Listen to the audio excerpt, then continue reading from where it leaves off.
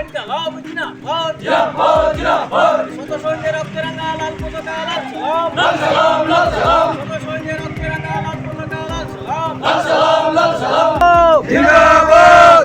Comrade এখন শহীদ বেদিতে পুষ্পার্ঘ্য অর্পণ করবেন।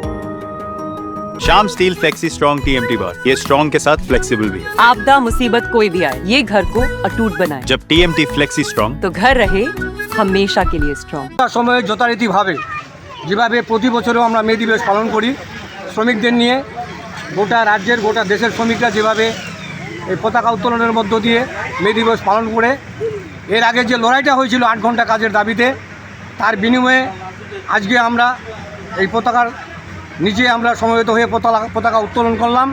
আগামী দিনেও আমরা পতাকা উত্তোলন করব। ये स्टाइल का मामला है, रूपा फ्रंटलाइन।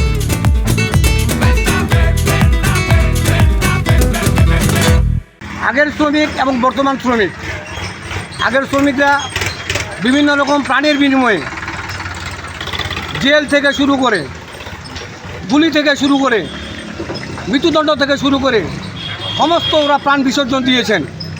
কিন্তু বর্তমান শ্রমিক যারা আমরা আছি, যারা আমরা বিভিন্ন কলকারখানায় কাজ করি, তারা আমরা সুবিধা যদিও পেয়েছিলাম, কিন্তু বর্তমান এই কেন্দ্রীয় সরকার রাজ্য সরকারের কারণেই বিভিন্ন রকম শ্রমিক কলকারখানা বন্ধ হয়ে যাচ্ছে, শ্রমিকরা কর্মচ্যুত হচ্ছে।